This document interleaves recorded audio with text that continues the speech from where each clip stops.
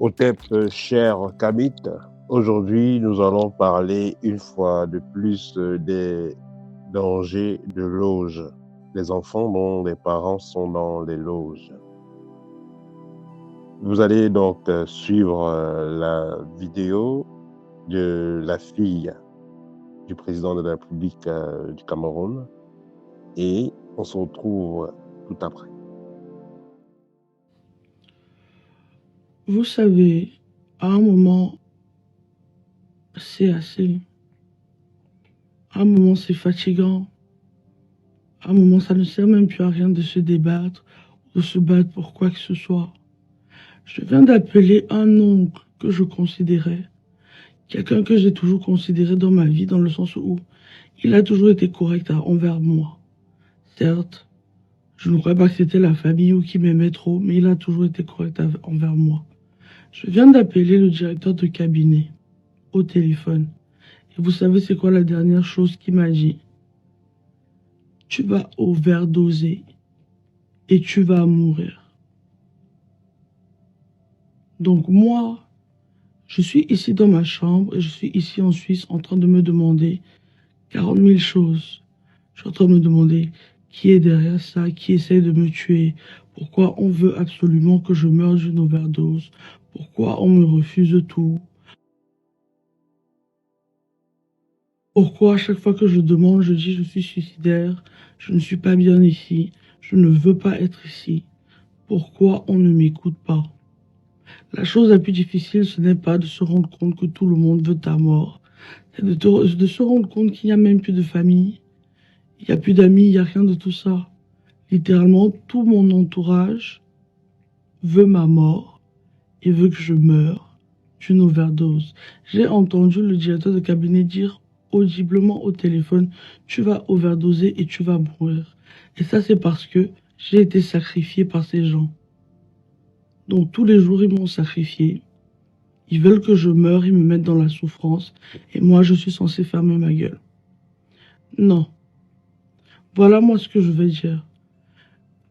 Je ne sais pas qui ça va intéresser. Au bout d'un moment, je n'ai plus rien à foutre. Moi, je coupe les ponts avec tout ça.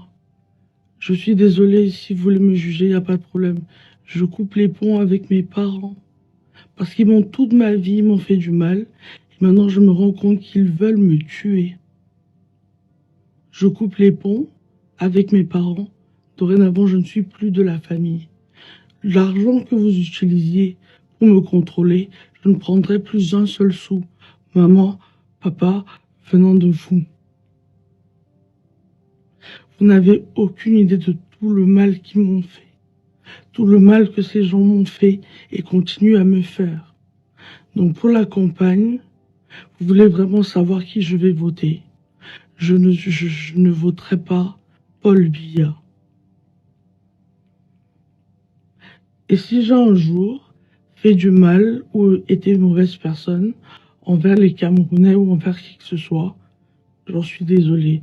Et je suis vraiment désolée que c'est ma chair, mon sang, ou la personne qui est censée mon père, qui fait souffrir toute une nation depuis des années. Malheureusement, il fait aussi souffrir les membres de sa famille. Malheureusement, moi aujourd'hui, je n'ai plus de famille. Vous voulez tant que je meure, vous voulez tant que j'overdose. Ne m'appelez plus, je ne prendrai plus un soin de vous. Pas un centime. Et dès que je peux, je prends mes clics et mes claques et je déménage. Et je ne posterai plus sur les réseaux parce que je dois me reconstruire. En gros, les gens, c'est mes parents qui veulent que je meure d'une overdose. C'est mes parents qui veulent ma mort.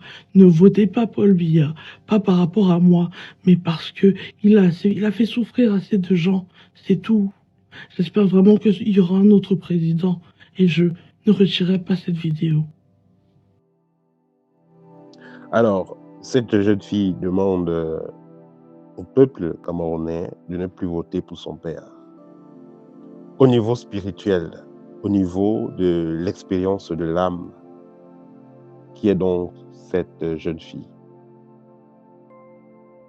Elle est issue d'une famille dans laquelle elle a des frères, mais elle est la seule fille de son père. Elle est la seule fille dans la famille résidentielle. Vous savez, dans nos traditions, l'énergie conçue, ils ont utilisé pour concevoir un garçon et une fille, c'est pas la même.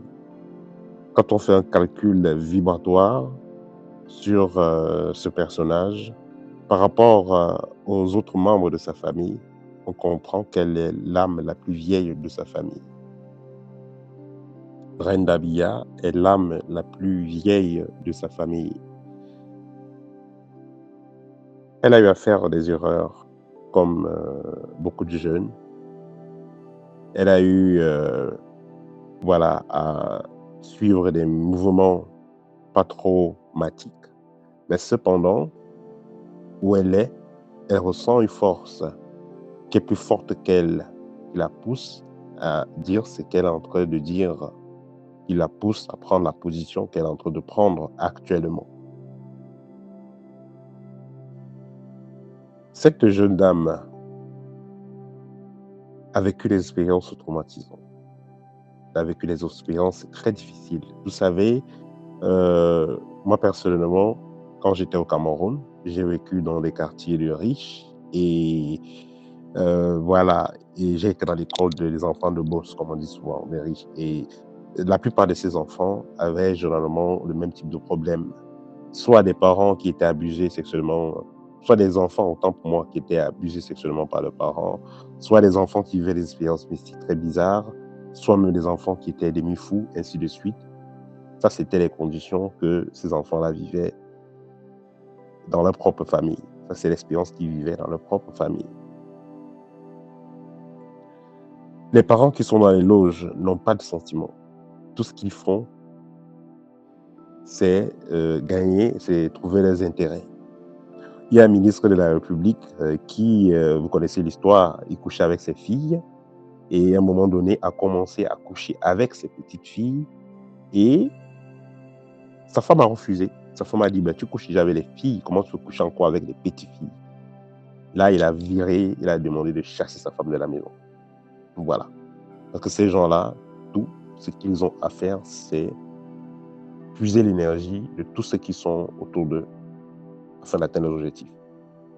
Donc, cette jeune fille, tout comme son frère, ils ont été baptisés par deux papes. Il y a le pape Jean-Paul II qui a béni ces enfants-là. Il y a le pape Benoît XVI, si je ne me trompe pas. Donc, il y a ces deux papes-là qui ont mis les mains sur ces deux personnes. Mais son frère, il est un peu hors jeu. Actuellement, on n'en parle pas trop de lui, il n'est pas très actif. Il a ses défis à régler. Il faut comprendre que son frère et elle, ils n'ont pas la même puissance spirituelle. Cette jeune fille a supporté beaucoup de choses. Voilà. Et elle est toujours debout. Voilà. Quand vous la voyez en train de fumer, en train de chanter, en train de faire, voilà, on va dire dans le désordre sexuel et tout ça, c'est parce qu'il y a un traumatisme qu'elle essaye d'effacer. Il y a quelque chose de très difficile qu'elle subit, mais elle ne sait pas qu'est-ce qu'il faut en faire. C'est pourquoi vous la retrouvez en train de faire les choses en désordre parce qu'elle ne sait pas où mettre la tête.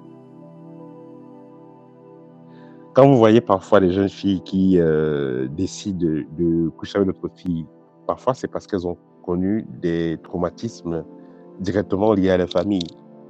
Parfois c'est le grand-père, parfois c'est le père, voilà, qui abuse des enfants. Et pour finir, l'enfant sera un peu repoussé devant des personnes de sexe différent. Parce que ces images-là vont revenir.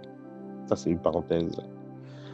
En ce qui concerne cette jeune dame, elle a cette capacité-là de se connecter avec le monde spirituel. Parce que c'est quelqu'un qui rêve beaucoup. Ceux qui la connaissent personnellement, moi je ne la connais pas personnellement. Si vous lui demandez, c'est quelqu'un qui rêve beaucoup, qui voit des choses atroces la nuit. Voilà, depuis la naissance. Elle vit ce type d'expérience-là. Et vous savez, ce n'est pas facile de rencontrer des personnes qui sont capables de vous aider quand vous vivez ce type d'expérience. Il y a des gens, vous allez les expliquer, on va dire, allons chez le prêtre, allons prier, allons faire ci, allons faire ça, mais il ne peut pas vous apporter vraiment la solution à vos problèmes. Voilà, donc si vous avez Si vous avez une personne, si vous connaissez une personne qui connaît cette jeune dame, vous pouvez nous mettre en contact et nous avons un programme spécial pour des enfants pareils dont les parents sont dans les loges. Peu importe les rituels qu'on a fait avec votre nom, peu importe les rituels qu'on vous a fait faire, parce que parfois on prend les enfants, on les fait travailler dans les loges on les fait agir dans les loges comme des colombes. Voilà, des jeunes filles vierges, on va les faire euh, avoir des positions spéciales pour invoquer des esprits et tout ça. Il y a des rites qui sont faits euh, avec des enfants ou en présence des enfants. Avec le temps, ça les crée. C'est un problème. On ne choisit pas aussi n'importe quel enfant pour faire cela. Donc, si vous avez le contact de ces jeunes dames, partagez-lui la vidéo. Lui fait comprendre que Kamit École est disponible pour l'assister à reprogrammer ses énergies. Si vous êtes issu d'une famille où vous vivez de pareilles expériences liées à des loges, vous pouvez également nous contacter et nous allons vous aider à passer à un autre niveau, à reprogrammer vos énergies et à pouvoir rayonner de façon efficace et pour un long terme. Voilà, c'est le petit partage que je le fais avec vous aujourd'hui au TEP et à très bientôt.